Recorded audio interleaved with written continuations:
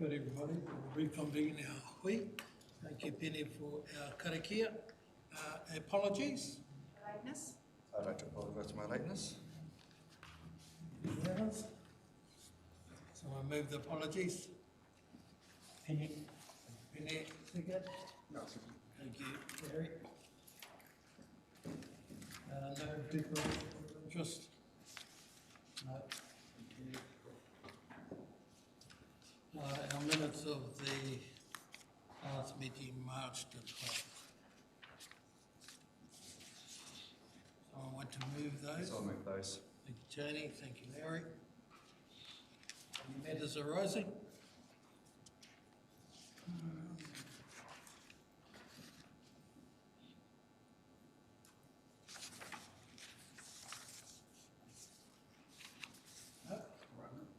Move to the action register. Any updates there, Leo? Oh, I can look at those. One of the actions was number 10.1, which was an update on the Tangawhenua Residence Group status. What I've written in there, I just confirmed that the WC in a meeting on the 10th of February 2022 accepted that the Kiwi Group could provide function to the functions for the Tangata Whenua Reference Group that relates to the dry weather and wet weather overflow consents. The members of the TWRG reviewing the memorandum of understanding and acceptance of the MOU and the conditions as they, and them approving and accepting an MOU as a condition of the dry weather and wet weather overflow consents. So what we've actioned from there is we've got 4 meetings proposed for this calendar year for Tangata Whenua Reference Group. We met on the 3rd of April. There's minutes for that meeting. Within that meeting, it was confirmed that the Kiwi members of that group would meet as a group themselves to work through representation within the Tangata Whenua Reference Group, appoint a chairperson and talk to the terms of reference and what they would like to propose around those terms of reference, which was including potentially a disclaimer around not accepting or approving of wet weather or dry weather overflows, or something to that extent. As well as they have mooted looking at representation within the wastewater management realm as well. So they met, that was on the 11th of April, I think. We then had a formal meeting again last week on Thursday, where they were to report back how that meeting went. A lot of what they were working on is still in action.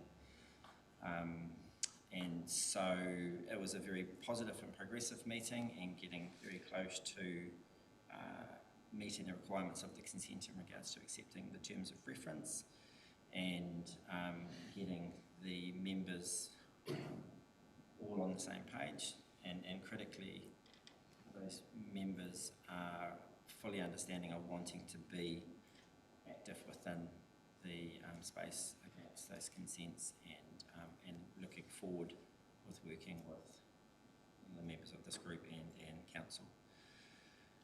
So the action out of that meeting was they are to meet again this week as the iwi members to finalise their position on the terms of reference and appoint a chairperson, and we'll be working as iwi members Tangata Whenua around the representation at levels of so it's in progression in simple form. We have met a lot of times, and I have to say that the meetings have been positive and focused on moving forward. We're hoping the next Wastewater Management Committee meeting will be reporting to what the outcome was and how we're moving. questions for Leah? It's like the makeup of their rōpū and the iwi representation that they're, whether it's duplicating what's already in place. I don't know, that's just my cause. Not too sure, because there's all those taio rōpū, they must probably be a part of, and they're getting involved in this space. The consent does specifically advise the iwi members that should be represented within that group, and so it's very specific, and the members, the iwi that are at and hapu that are at that meeting are within what's been set in the consent conditions. So that's where that's come from. And yes, from my understanding, is that the consent conditions already qualify the representation they're sitting in, rather than like duplicating it out from that, from members of that group. Because I know there's some other activity happening out there. It's just about whether. Yeah. So we've got two conditions for the consent. One is WMC, and there's TWRG. Yes. And Both part of the consent condition. Oh. And the TWRG relate specifically to those overflow consents and cultural representation at that level too. Critically within that too is that group is also performing the kiwa functions which sit against the outfor consent as well. So it's getting that membership back together as a whole to talk to those two work streams or those two aspects of each of those consents as well. So one group as opposed to, there was going to be a kiwa group and a tangata whenua reference group, so bringing those two together, which was decided at this level, which make perfect sense. And then, as per those comments, there is some discussion around representation at this level as well. That would be coming through other channels rather than. So just by way of clarification, the issue's almost sorted. It will be sorted hopefully before we next meet. That's our aim. And you'll bring a paper back at updating us next time. We're focused on that outcome. With what is in our control in that area. So bringing those members along for that journey. I think it's important to note, Leah, that because we've shifted the kiwa group into the GWRG, there's actually two different things in the consents that we're looking at. Yes. So one's the overflow, the other one's the treatment, AUD. Yep. The simplicity that Angus is referring to was because of iwi for the governance. Iwi participation in kiwa was an operational thing. We sought input from practitioners to follow projects up, so that might still happen in the future as well. Yes. Just Alternate use is one of those. Yeah. so part of the outfall consent is AUD. Right, that's good. Yep.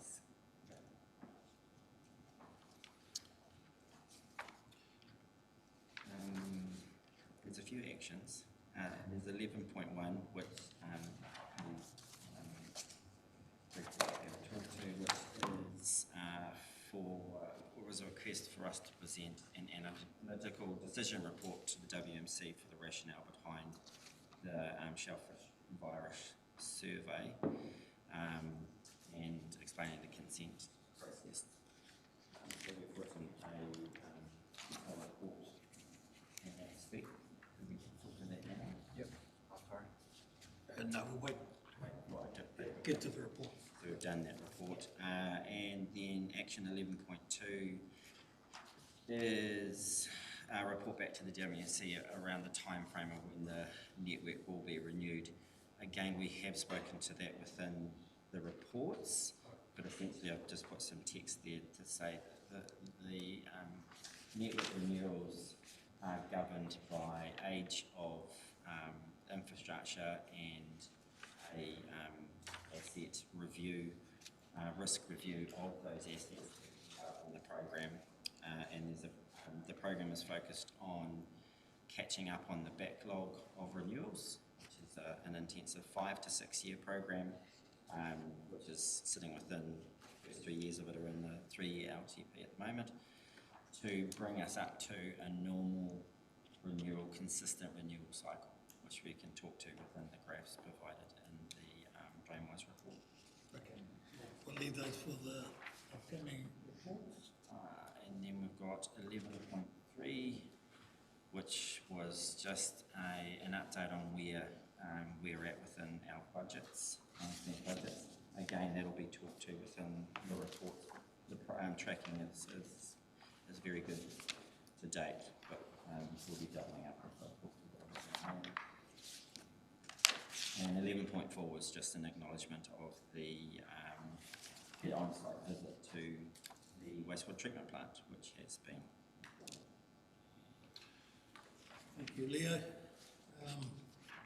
Can you look at those rest of the reports? Government goods, they stand too? More questions from the committee? No? Thank you. We'll move to the first report. 34196. The wastewater treatment plant stage 2 upgrade. Virus management.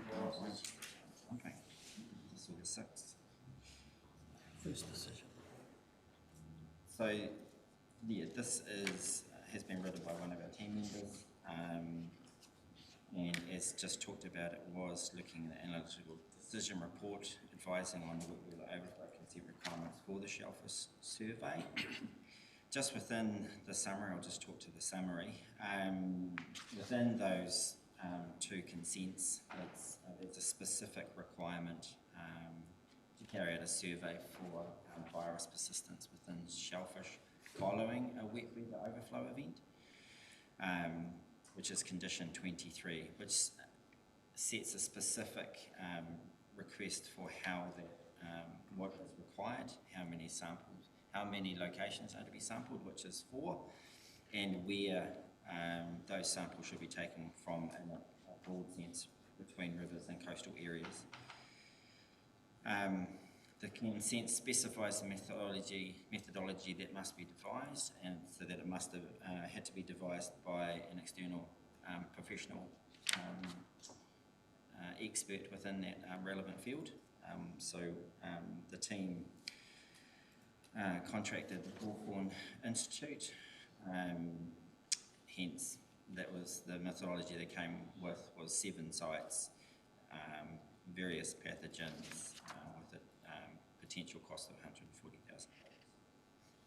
What the team looked at was there any data that exists within the history of testing within council or within other entities in Taitawhiti that could be used either as a baseline or as that may have fallen within the timing of a wet weather overflow. And nothing was really turned up in that respect. The sampling that has been done was sporadic and not, it was based around water quality rather than the virology and bacterial assessment of shellfish, which is specific with what we're looking for within that consent. Also, they've checked with UPI, because they do weekly testing, that is based around biotoxins within shellfish. So again, nothing to do with virus or bacterial contamination.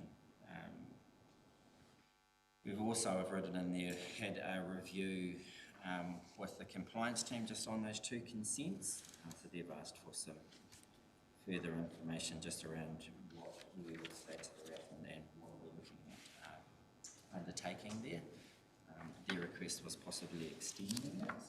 However, what we're proposing at this, to the WMC, is that we, due to the absence of existing data, to fulfil that requirement, the specific condition that is set within the consent, which we must meet, that we do have to proceed with the program.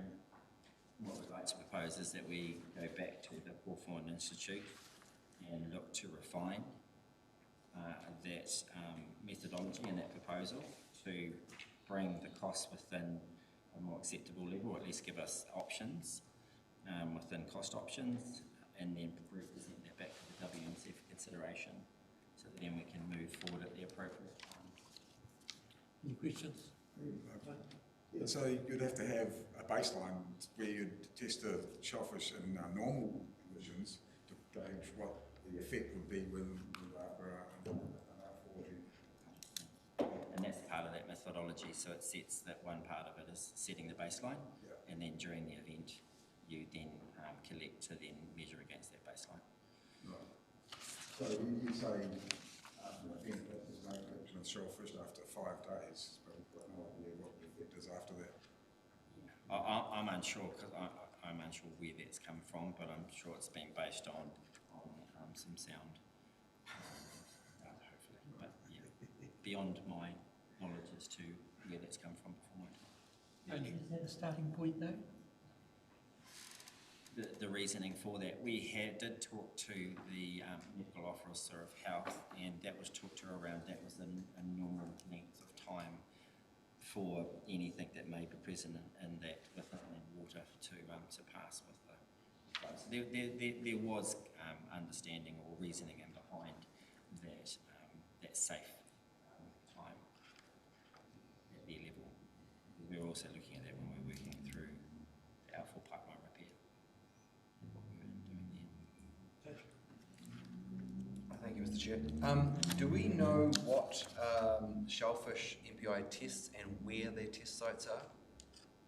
We do. Off the top of my head, I couldn't talk to where they are, but they are regularly testing weekly along specific areas around the bay and obviously up the coast as well. And what are they testing here in the rivers? Are they testing mussels? I'm unsure about that as well. It was, I don't think, I'm sorry, I couldn't talk to specifically what that was. Supplementary. I mean, the reason why I wonder about the mussels was just looking at the map, I was trying to think where any mussels would be growing on Midway Beach. I couldn't think of any mussel sites. I mean, there's heaps of pipi and other shellfish, and there's heaps of pipi in the river. And I just wondered whether the mussel was the optimal. Are we going to get a sample of mussels at Waimata River, Anzac Park? Are they growing on tree stumps on the other side of the river? No, they plant them. This is what Hawthorn has suggested within that methodology. We would, as a part of going back to them for this review, specifically pose those questions around those issues around presence of that particular species for sampling. So when if they review it, coming back with shellfish that actually would be present within those environments. Right, so they, in their initial offering, they offered up mussels as a form of common shellfish.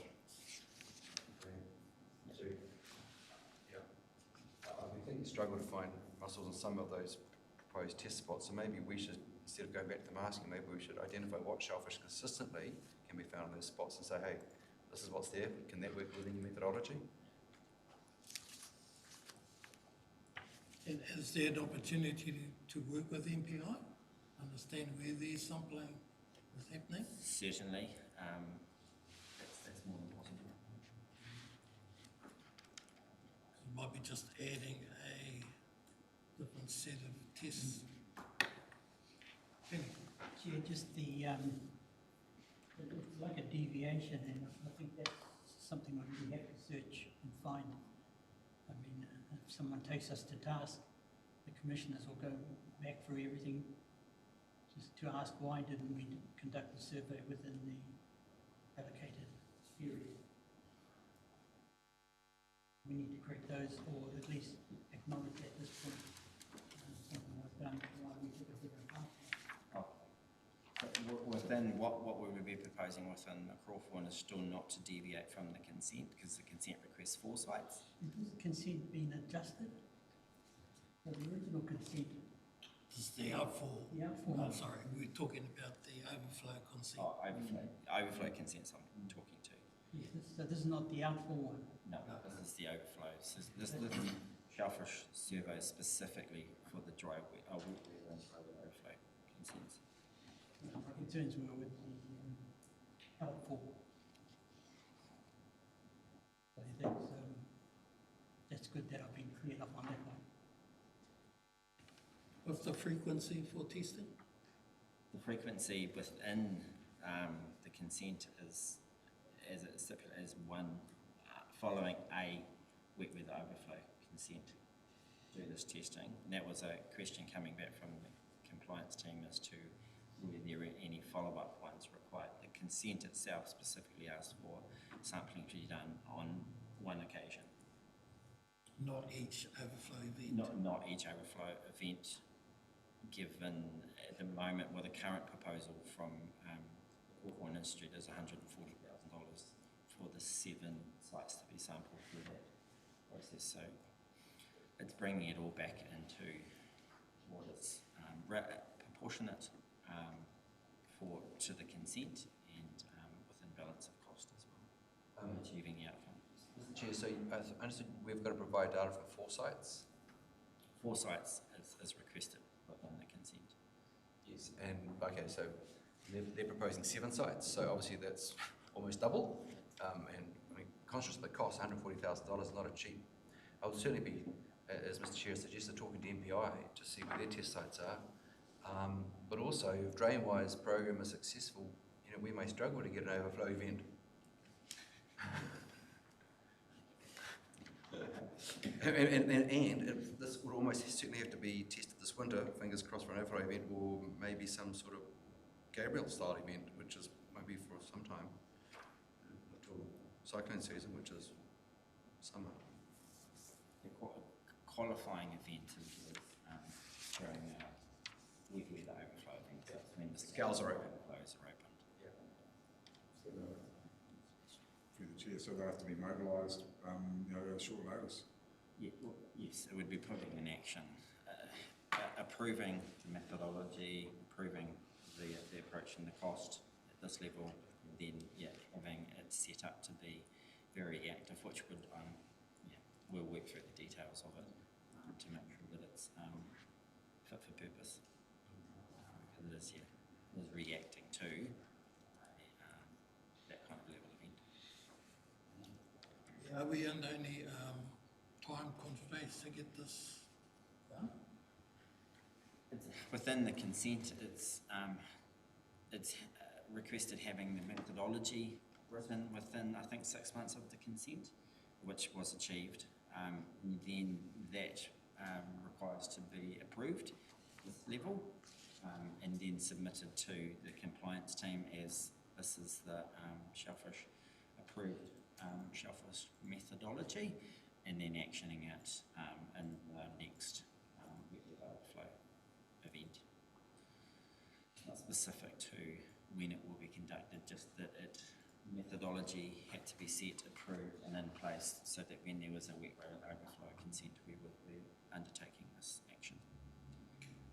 Mr. Chair, so I mean the recommendation is to that the committee agrees to proceed with the sampling program. Obviously it's a requirement of the consent, but I would, given the cost and given there's no actual assigned budget for this, that's got to come out of standard kitty. But this is also this is a thing that needs to happen fast. I would be talking to the EPI and then going back to Cawthron and trying to renegotiate that methodology with some post haste.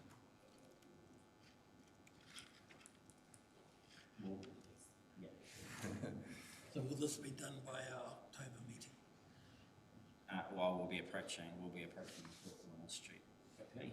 We'll work with the local authorities around MPI, etc. in that regard, but getting the methodology reviewed as quickly as possible. And yes, the aim would be to have it in place for the next meeting.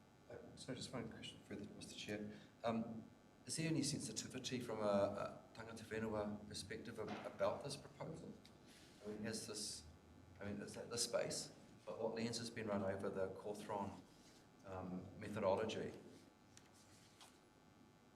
Are any of these, Interestingly, so if we look at the original outflow consent, everything we argued about out there by default is happening in the riverbed here.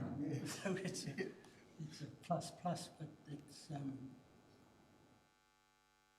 big job, and everybody will ask for it to be done to prove that overflow shouldn't happen into to our three waterways.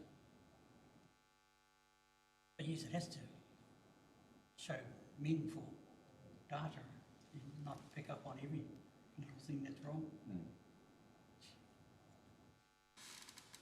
Has the draft been shared with the TWRG?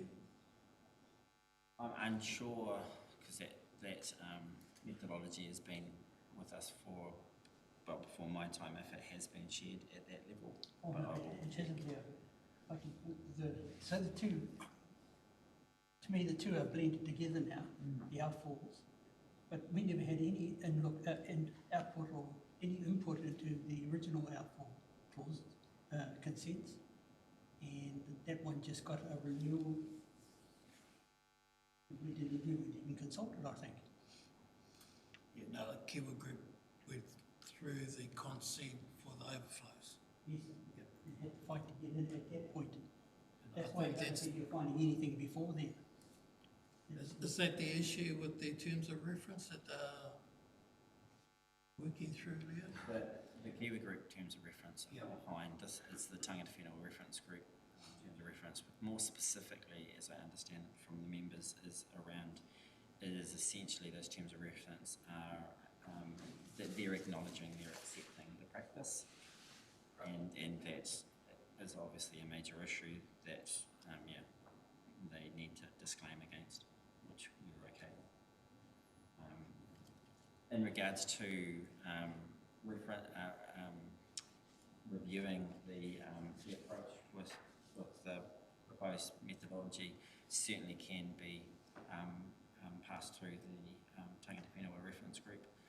Right, coming to this would be fine. Yeah. Yeah, I think that's what we do, share with them for their comment. But back to your point, Tony, I think the issue when we considered the overflow consent at the time was we had to compromise because we were on a zero tolerance basis. So we had to allow something to happen for this to keep going. So I think, yes, that's the answer to your question. okay, well, I'm happy to move the paper, Mr. Chair. Thank you. Seconder? Thank you, Penny. And the resolution itself? Well, that stands as the recommendation. Tony and Penny? Okay. Thank you, Leo. DrainWise. Okay.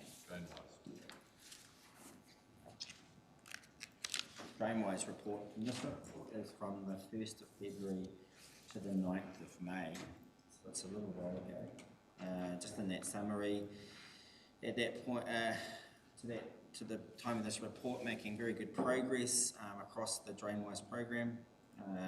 To that date, budgets are all on track, either through the contract to be spent or committed, and the team was focused on advanced planning for the next financial year, 24-25, to maintain the momentum we've got in place for this, through this year.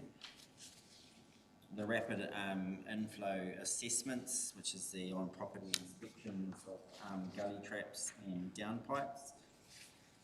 Between that period, 866 properties were assessed within the Elgin, Brisbane Airport and Hapua areas. 412 gully traps repaired and 7 downpipes taken out, which is quite major for the downpipes. public drains on private property, making good progress on there in regards to the projects we have in play. The Wainui Road public drain project has been rolling for almost the whole year. Currently at this point it was sitting pending a resource consent. Confirmation and contract tender evaluation was underway at this point. A Gladstone Road project was in its optioneering and final detailed design process. The Scott Street project had started construction and that's since been completed, and Harry Barker Reserve and Oval Reserve were in design and concept stages as well. So there's a lot going on in that PP program space, but there is a lot of work that goes in against each one of those projects to get them across the board. As I say, Scott Street has been completed. Stormwater renewals was tracking exceptionally well and on track with a lining of a stormwater pipe added for Nio Street due to a stormwater line that was actually going under houses. So it was the only way to renew that particular pipeline. But that budget is tracking very well, and wastewater renewal lines, which is the lining program, and any sort of renewals is on track with the 23-24 program being completed in May, including a couple of variations for some work in Stanley Street, Stanley Road and Custom House Street. And that's a really quick summary of progress to date. I can answer any questions about the core body of the report.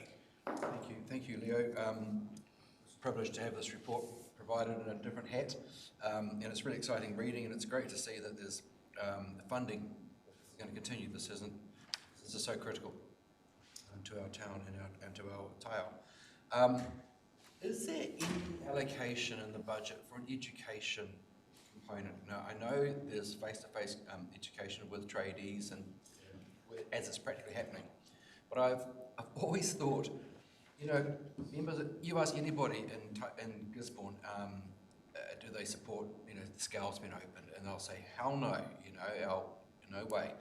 Yet, so many houses, as we know from this data, have downpipes plumbed straight into the gully traps, etc., etc. And I just wondered whether, you know, the power of the public persuasion, what steps have we ever taken to actually bring the community on board with self-policing, or getting their landlords to comply, or, you know, when the landlord shoves the pipe back in because the DrainWise guys left, that they call us up and say, actually, no, I'm not happy with this because I'm helping contribute to the problem which we're trying to all solve, you know? So we've got the people on the ground, we've got budget for that, we've got budget for pipes, but how can we actually also just get people to, self-police is a terrible term, but, you know, take ownership of it themselves?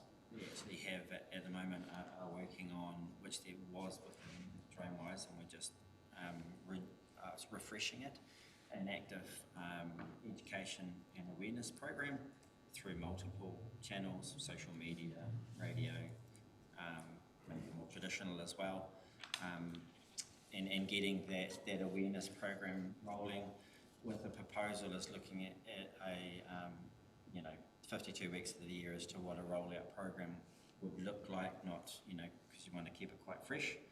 You want to be on the same topic all the time, whether it be, what you're flushing, the 3 Ps versus stormwater going down gully traps, or localised flooding, or whatever it may be. We're actively working at the moment on an education program and what that rollout will be. Traditionally, there were more formal actors used within some of the traditional print that we've got, and we're just bringing that program out to date with what we have within the water supply world, which is using cartoon pictorials within that kind of talk to the story a bit more. So that's just in process at the moment, and those the start of that will be the 3P banners rolling out on the roadside, and then that'll be followed through with other. So, long way of saying yes, it's going to be action. Supplementary, Mr. Chair. And I think the 3 Ps was a really solid campaign. I mean, definitely, it was quite distinctive. But I think maybe average person wouldn't probably link the 3P problems with stormwater, right? Because it's not until someone points out, you realise that's your downpipe, that's a gully trap. Do you know where your gully trap goes? That goes into the sewerage system. I mean, average people may not actually make the click. So, that's awesome that you're doing the education program. Are you going to be targeting schools in any way or form? Because, you know, you've got thousands of little troopers all heading home. You could have a look at the gully trap if you could, you know, get them on board. Even some schools and some of the more, you know, Whatuupoko and Kaiti, Te Hapara, some of the areas that we know are hotspots, would be really amazing. There is an active education program in space within council in that arena already, so we can certainly, and that DrainWise aspect has been a part of that, so we'll refresh that as well with, you know, there's a fantastic person that goes around the schools and does those educational programs for council across multiple areas of council, but yeah, that will be a part of that program as well. Cool.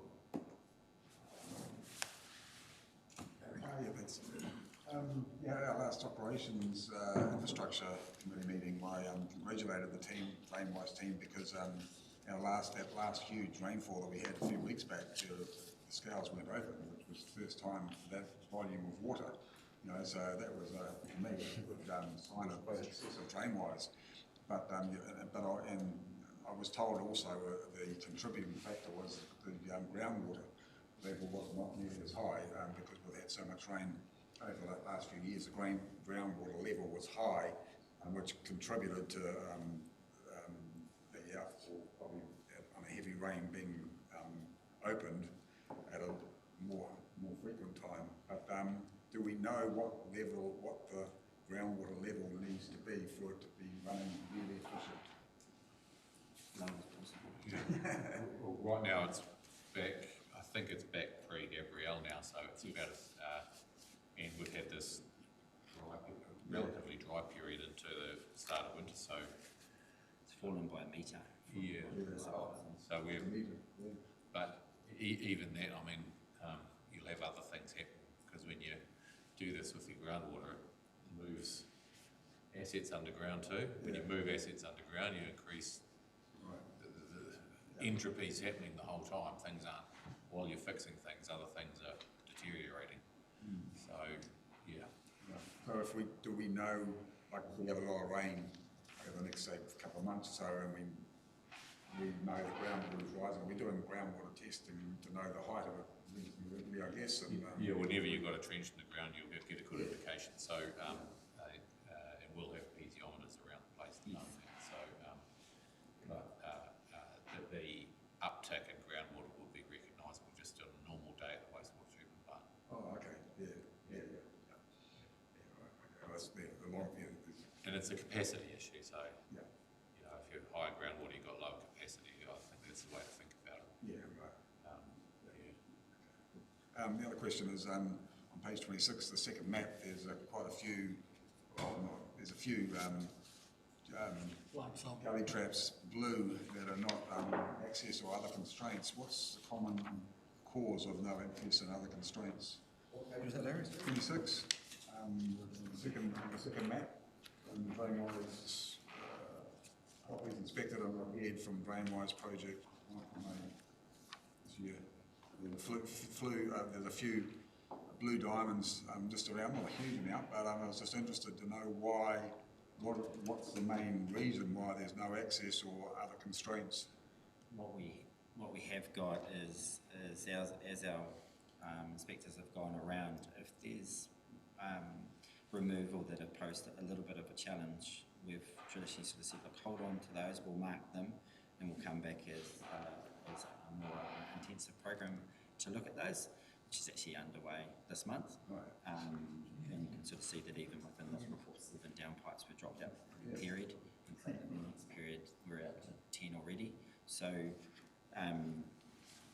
that's for a portion of them, and in some cases it is absolute challenges in regards to getting access to the property and getting those pipes out.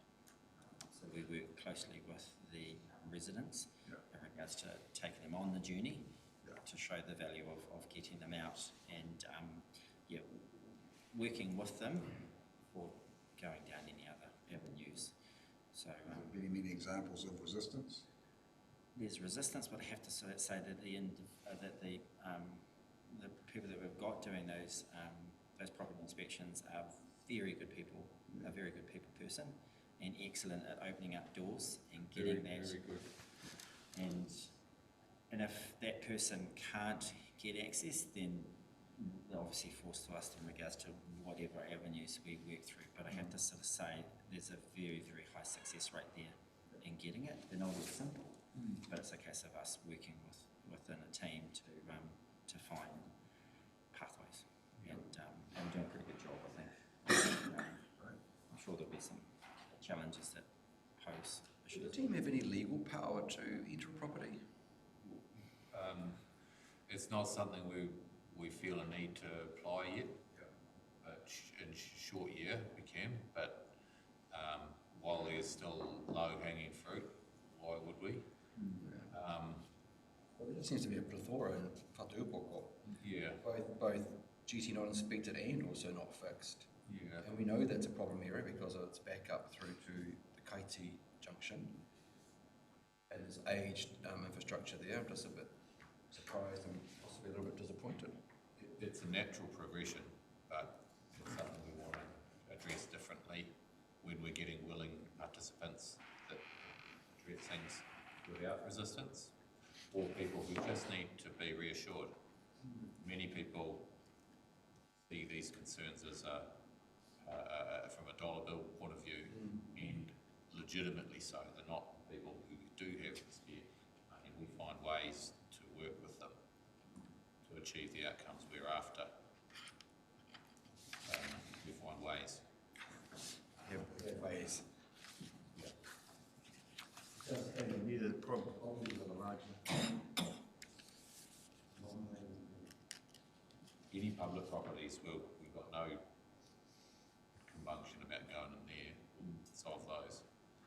But private properties will be the issues. You're starting a private property, bigger. Bigger contributor.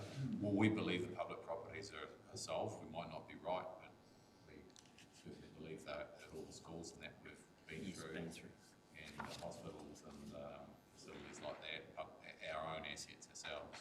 We believe we might not be right. There might be some things that are incorrect here, but Schools have got specific funding allocated last year for a program to help within their wastewater management and in the stormwater management. That was the program that we helped, Becca was leading that one I think for them, we helped provide information for inspections for that, and they were very positive and progressive in resolving any issues. How are we tracking progress? And So we've got a baseline, 20,000 properties, and we've done 10,000 sort of thing. I think this is within these maps, what we've tried to give, especially at this level and maybe for broader community, is a visual awareness on how we're tracking. Historically, we've talked to in the past that Kaiti has actually been through already. We've, just through inspections, we've discounted those checks because the program we've got going now, with the people who've got involved, we've got a very high level of confidence around what we said we've done, and we've got good positive outcomes in regards to how the network's performing. So within Kaiti, we will look at going back through Kaiti with the same people we've got in this program to review that. So I think status-wise, we're actually tracking really well. We're sitting at about 40% of the of inspections of houses inspected to date within the network, and the work we'll do for the back end of this month and into next month will form our program that we'll be targeting for the next financial year, which will have us tracking, and the key thing in that is we'll be prioritising those critical areas, which is Kaiti, around, which is a lot of things to do with inflow, which is stormwater pipes and localised flooding. From my time in council, I think what has been achieved, which a lot of this has been achieved this year and through last year, is we're tracking really well. And those that measure our network in regards to performance are seeing the difference it makes as well. So where this program has gone, there's increased efficiency and capacity within the network. That's what we want to hear. When you presented this to us in operations, I think you told us, or maybe Ms. Barry told us, that you actually had some contractors on new builds plumbing in downpipes into gully traps. Yeah? Not It can happen. So right now, if I give you a scenario, the government's now talking about unconsented 60 square metre properties that you could pop on your section. Not necessarily in control how those might appear and where they'd be plumbed, but the majority of our issues have been put in by professionals historically, and often in unconsented builds or additions, etc. Or renos. I think that was land. It was land on renos, wasn't it? Yeah. Yeah, additions, and you normally got a contractor, and they'll Status quo. they're well aware what they're doing. Yes, I'm just thinking though, can we pick that up in any way or form? I know that the unconsented work is going to be problematic for us, but any consented work, is there a requirement to say where the stormwater is going to end up going, so that in fact it's a renovation of an existing premise, it's going to get captured, and they can't just plumb it back into the gully trap as had been done in the 70s. Well, you're still getting have a consent. You need to apply the New Zealand Building Act anyway. So if a new building appears at the back of the house, we'll become aware of it. It'll be checked. I don't think there's much risk here. But if someone adds a little thing to the back of their house because they've got a cousin who's bored for a few weeks, then that might happen uncontrolled. Yes. What councils often do is go to their GIS systems to say what's changed, and then basically your satellite says this place got bigger, ? And then but then with the base data that you have, you've been around these properties, this one's changed, what's changed. So what I'm hearing is the satellite will pick up any extensions that we should build down. So I'm just saying that's what we did at Auckland Council. Yeah, you could build a bunker if you want. You do need a consent for that. The water table gets up, become a basement swimming pool. Yeah, good luck.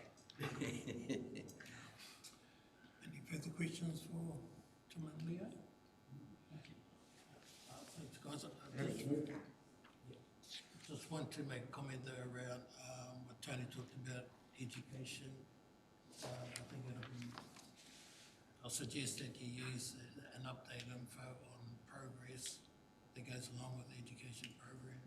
And the good news that Larry spoke about, that after an event we can actually open up the scales. So I think that's just good info for the community. If I can add one more thing on the education is when our service people get and meet the customers, they're really good at that one-on-one education piece. And that's when it matters, I guess, the most, because they're actually interacting and they tell them what it's about.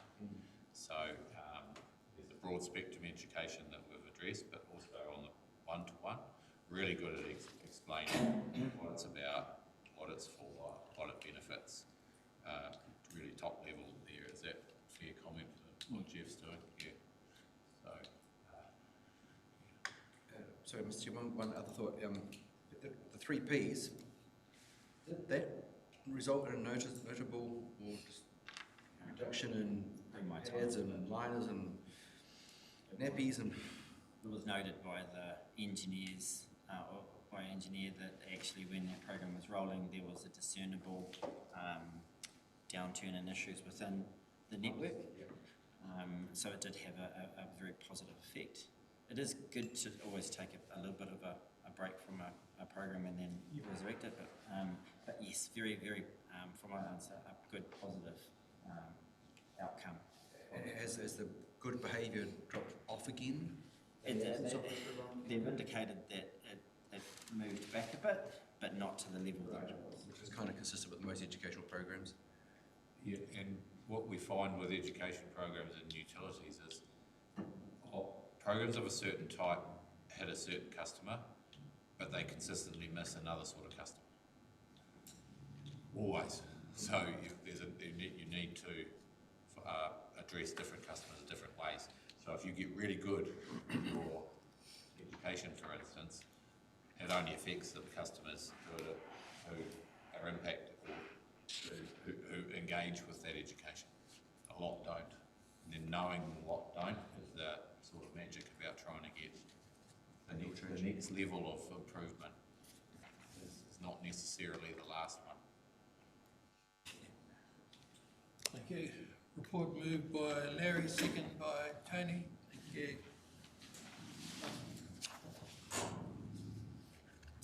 Great, thank you.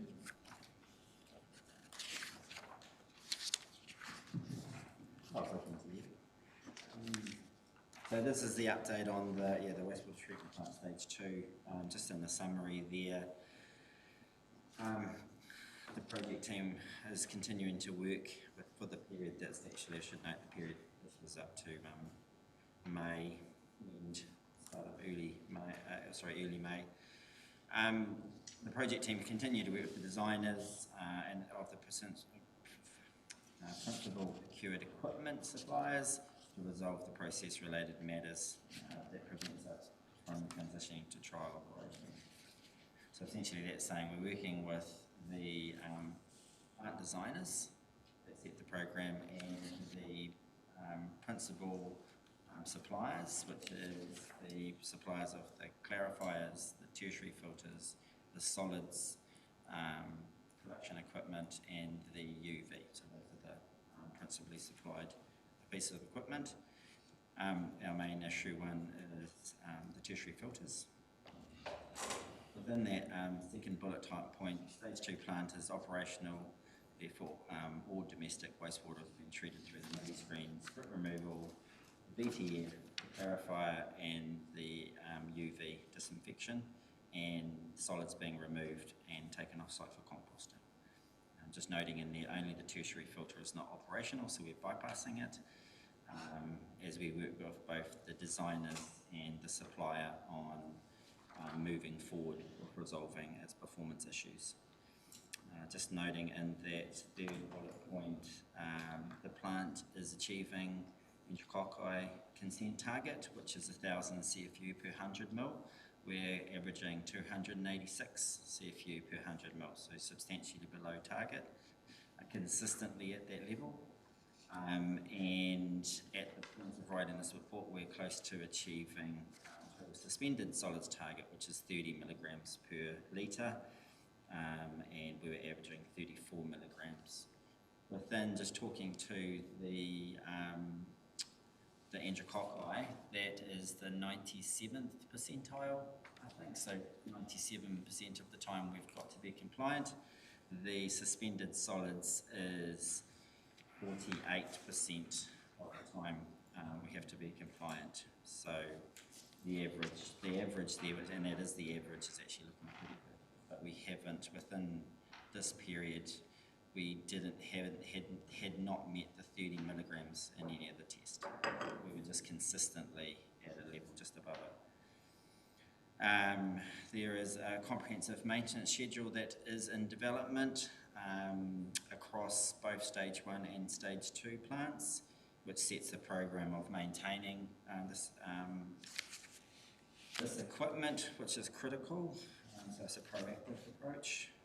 The contract is over budget due to the initial time required to work through the resolution of the process issues and achieve design performance. Plus there's been some additional costs with site safety fencing, which is required, and tidying up the bund, which was the excess soil from the site footings. At the time of writing this report, the milestones for working through the trial operations were June and July of this year. Any questions?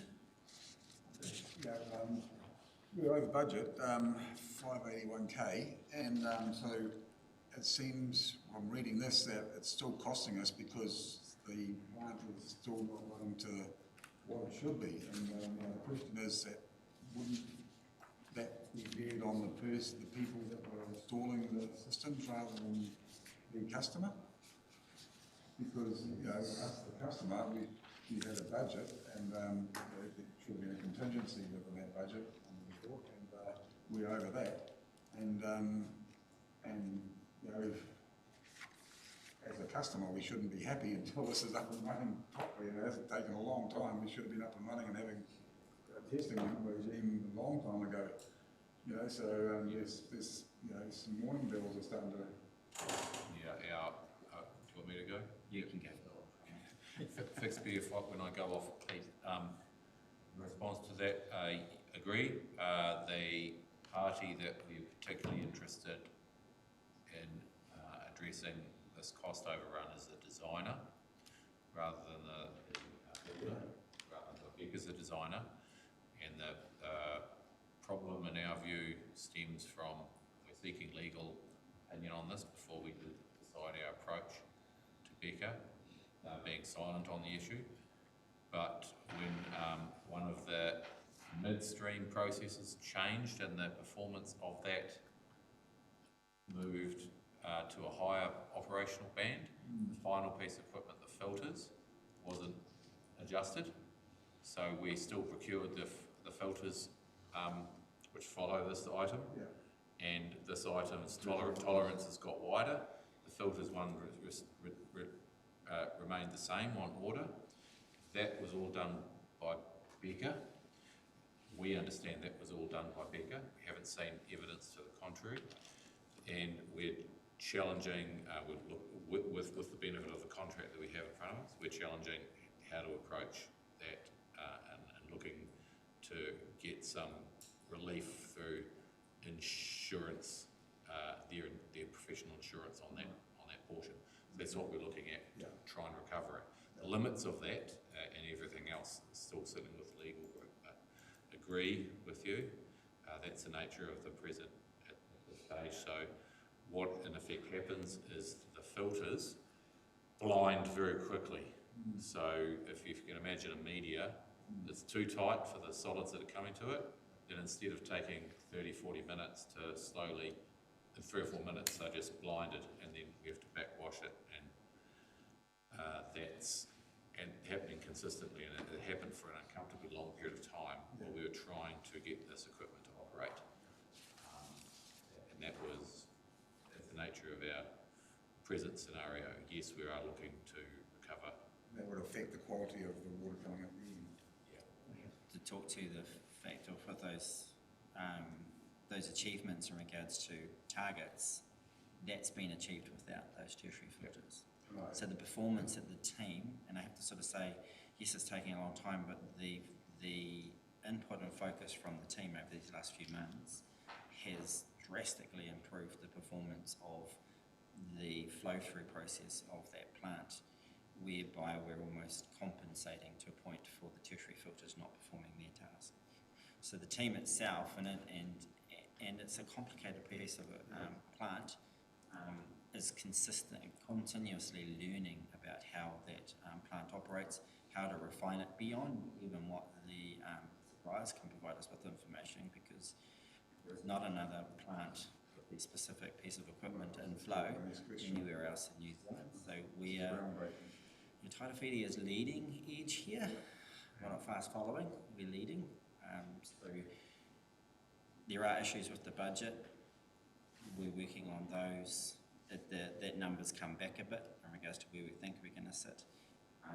But we're focused on that project has to achieve that compliance outcome, and with a high level of confidence that it can be continuous before the project can be, because we want to with confidence. So at the moment, is the plant reusing its own water, like it was intended? Yep. So it's all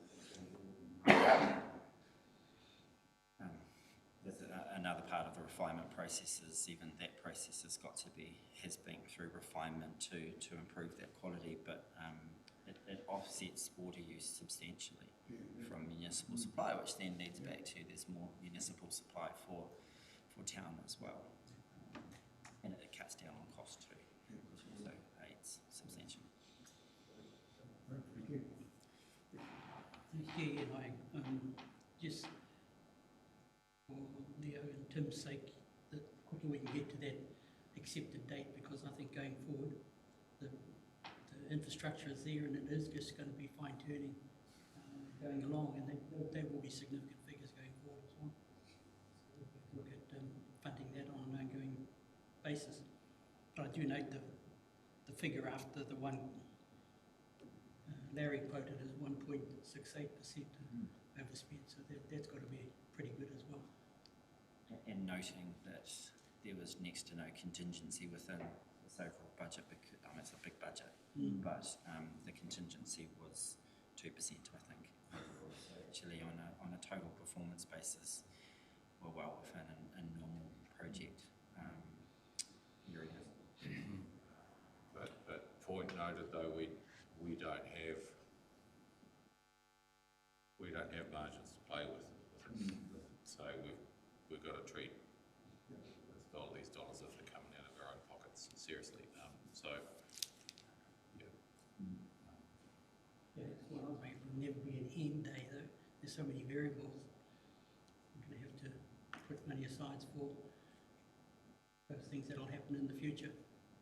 So, I should talk to you at the moment. We have got a capitalisation program, and that should be completed next week, before the end of the month, which will come through into our depreciation and maintenance program, which is about maintaining going forward. And into this next financial year, currently to be approved is $500,000 for further improvement within that plant as well, which is focused around the Lamella lid or other areas where we streamline the process to just improve. Question, yeah, just, we were talking before about the outfall pipe. Is there modern technology nowadays, like cameras that can be installed in there to kind of so we can keep track of how the diffusers and everything is working? You certainly send cameras down there, but probably wouldn't trust the reliability of a longer term of cameras in salt water and like that. So, but the real time is of less interest to to a sort of periodic check. All you're going to see in real time is very little. But you could drop a camera down, and I'm not sure how visible you have to choose your day, I guess, in the down the bottom if there's, particularly at the moment, if there's a little bit of sediment and that around, it's easier to stir up. I don't know if we've got any pictures down there.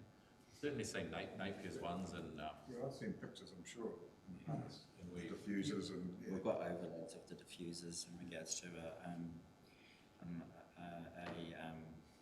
a representative picture of showing the blocking. A part of the process that we have got in place for approval for cleaning that outfall pipeline and the removing the silt is also an RO going up that pipe to inspect.